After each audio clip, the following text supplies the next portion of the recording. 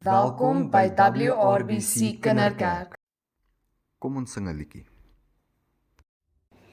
Die wyse man bou sy huis op die rots. Die wyse man bou sy huis op die rots.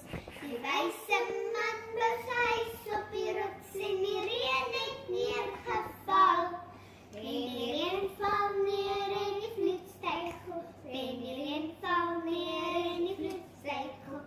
En die reën val neer en die vloed styg op. En die huis op die rots staan vas. Die dwaase man bou sy huis op die sand. Die dwaase man bou sy huis op die sand. Die dwaase man bou sy huis op die sand. En die reën het neergeval. En die reën val neer en die vloed styg op. En die reën val neer en die vloed styg op. En die reën val neer en die vloed styg op. En die huis op die sand val plat.